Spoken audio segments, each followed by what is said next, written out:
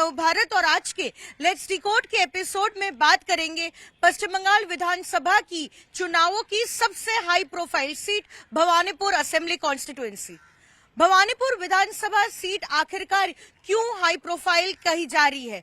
वो इसलिए क्योंकि यहाँ पर तृणमूल कांग्रेस की सुप्रीमो और पश्चिम बंगाल की मुख्यमंत्री ममता बनर्जी का सीधा सामना हो रहा है नेता प्रतिपक्ष और भाजपा नेता शुवेंदु अधिकारी से। 2021 के विधानसभा चुनाव में उस चुनाव का एपिसेंटर रहा था नंदीग्राम, जहां पर ममता बनर्जी खुली चुनौती दे रही थी शुवेंदु अधिकारी को उनके ही गढ़ नंदीग्राम में।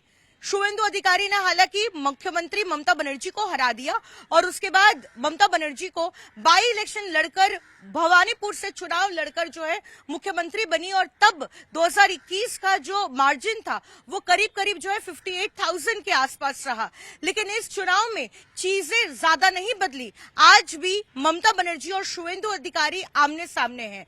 आपको बताते हैं कि शुवेंदु अधिकारी इस चुनाव में 2 सीटों से चुनाव लड़ रहे हैं। एक नंदीग्राम, जहां से ट्रेडिशनली चुनाव वो लड़ते आए हैं, उनका घर है ईस्ट मिदनापुर में काथी में, और वहीं से उन्होंने मुख्यमंत्री ममता बनर्जी को हराया था नंदीग्राम सीट से। जहां एक तरफ वो नंदीग्राम से चुनाव लड़ रहे हैं, वहीं दूसरी ओर ममता बनर्जी को उनके ही गढ़ यानी कि भवानीपुर में चुनौती दे रहे हैं। हमने देखा है कि किस तरह से कुछ दिन पहले ही उन्होंने नंदीग्राम से अपना नामांकन भरा है शुवेंदु अधिकारी ने, और आने वाले 2 तारीख को जो है वो भवानीपुर सीट से अपना नामांकन भरेंगे। वहीं दूसरी ओर तृणमूल कांग्रेस सुप्रीमो ममता बनर्जी भी 8 अप्रैल को भवानीपुर सीट से अपना नामांकन जो है भरेगी। लेकिन भवानीपुर आखिरकार क्यों इतना हाई प्रोफाइल है? क्योंकि दोनों कैंडिडेट आमने सामने बेहद हाई प्रोफाइल है, हेवीवेट कैंडिडेट है, ममता बनर्जी और शुवेंदु अधिकारी। हालांकि कांग्रेस और लेफ्ट अपने अपने उम्मीदवार को जरूर उतारे हैं, लेकिन यहां पर सीधा सामना और जो सीधा यहां पर कॉन्टेस्ट है वो तृणमूल कांग्रेस और बीजेपी के बीच में है। अब थोड़ी बात करते हैं भवानीपुर विधानसभा सीट के बारे में। भवानीपुर को कहा जाता है मिनी इंडिया, और वो इसलिए क्योंकि बांग्ला भाषी के लोगों के अलावा जो है करीब करीब एक साइजेबल पॉपुलेशन इस सीट में गुजराती का है, मारवाड़ी का है और पंजाबी का है। और ऐसे में जो हिंदी भाषा बोलने वालों की संख्या काफी ज्यादा है इस भवानीपुर सीट में। और अगर कम्युनिटी की बात करें तो जैन कम्युनिटी की भी बड़ी संख्या में लोग भवानीपुर में रहते हैं। हाल ही में हमने देखा था कि मुख्यमंत्री ममता बनर्जी ने जो भवानीपुर का जैन मंदिर है उससे ठीक सटे हुए इस इलाके में एक मानस स्तंभ, महावीर स्तंभ का जो है उद्घाटन किया, और साथ ही उसको बनाने में जो पैसा लगा वो उन्होंने अपने ही एमएलए फंड से डोनेट किया था। वहीं दूसरी ओर आज हमने देखा कि शुवेंदु अधिकारी जब भवानीपुर पहुंचे थे अपनी सीट में प्रचार करने के लिए, तो आज के दिन यानी कि महावीर जयंती के दिन का उपयोग करके वो जैन मंदिर पहुंचे, लोगों से जनसंपर्क किया, बात की और भगवान महावीर से जो है आशीर्वाद भी लिया। लेकिन इस जो कॉन्स्टिट्यूएंसी है भवानीपुर, उसका समीकरण हम समझते हैं। करीब करीब कहा जाता है कि भवानीपुर में और कुछ वार्ड में जहां पे गुजराती रहते हैं वो 12,000 के आसपास पॉपुलेशन है। हालांकि ये संख्या काफी ज्यादा हुआ करती थी एक समय पे, लेकिन धीरे धीरे अब जो है लगभग 12,000 के आसपास है। ऐसे में कुछ दिन पहले तृणमूल कांग्रेस की सांसद महुआ मित्रा ने जो गुजराती कम्युनिटी को लेकर जो कॉमेंट किया है उसमें भी भवानीपुर के गुजराती के लोगों में थोड़ी बहुत नाराजगी है। ऐसे में तृणमूल कांग्रेस के नेता जो है अब उसे डैमेज कंट्रोल करने के चक्कर में है और काम करने की कोशिश में है। आज हमने देखा कि किस तरह से डोर टू डोर जब प्रचार हो रहा है तृणमूल कांग्रेस के नेताओं के तरफ से, काउंसिलर्स के तरफ से, तो उनके हाथ में जो कैंपेन मटेरियल है, जो जिस तरीके से वो प्रचार कर रहे हैं एक घर से दूसरे घर जाते हुए, उनके हाथों में देखा गया गुजराती भाषा में कैंपेन मटेरियल, जहां पे ममता बनर्जी के समर्थन के लिए बात कर रहे हैं, ममता बनर्जी को वोट देने की बात कर रहे हैं।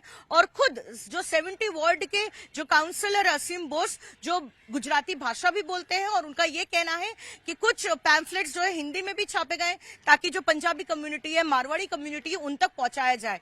लेकिन अगर हम भवानीपुर कॉन्स्टिट्यूएंसी के नंबर्स की अगर बात करें तो आपको याद होगा 2021 का जब चुनाव हुआ था और ममता बनर्जी जब नंदीग्राम से हार गई थी, तब उपचुनाव लड़ने वो भवानीपुर आई थी। उपचुनाव में उन्होंने एक जबरदस्त जीत हासिल की, 58,000 वोट का मार्जिन रहा था। और उससे बाद हमने देखा कि जब पश्चिम बंगाल में एसआईआर हो रहा है, भवानीपुर सीट से ही करीब करीब जो है 47,000 लोगों के नाम कटे हैं।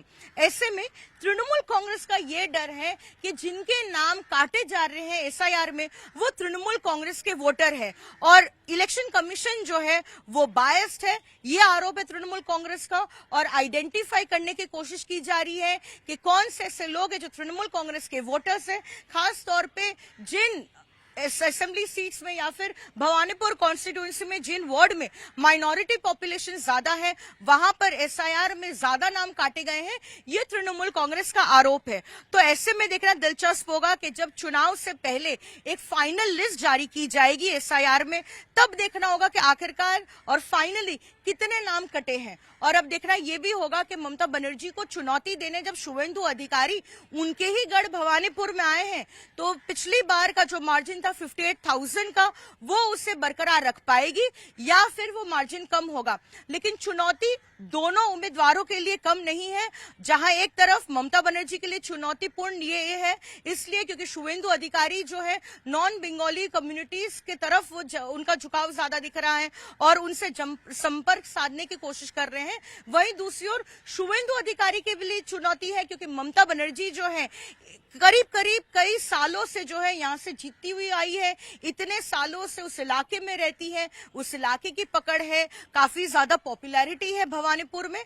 तो ऐसे में ममता बनर्जी को हराना भी काफी चुनौतीपूर्ण होगा शुवेंदु अधिकारी का। साथ में ये भी देखना होगा कि आने वाले और आगामी चुनाव में भवानीपुर की जो जनता है वो किसके साथ जाती है, शुवेंदु अधिकारी के साथ या फिर ममता बनर्जी के साथ।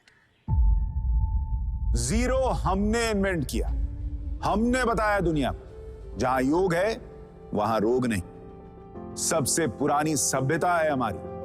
गुलामी से तो और देश भी लड़े भाई, पर आजादी के लिए अहिंसा का रास्ता बस हमारा था। अपने पसीने से जमीन सींचता किसान और घर में घुसकर मारने वाले जवान, बस इसी मिट्टी ने जने हैं। इसके हाथ ने जब थामा जज्बा तो इतिहास रचे। कदम बढ़ाए तो चांद का वो हिस्सा चूमा भाई जहां कोई कभी नहीं पहुंचा। आज पूरी दुनिया में शान से लहरा रहा है तिरंगा और इसके पीछे है गर्व से भरी अनगिनत कहानियां जो लिखी जा चुकी हैं और लिखी जा रही हैं, जिन्हें मैं सुनाऊंगा आपको राष्ट्रगर्व रोज शाम 6:25 पर। खबरों की रणभूमि में यहां शोर नहीं सोच लड़ती है, जहां शब्द नहीं फैक्ट्स वार करते हैं और हर सवाल खोलता है सच की नई परत।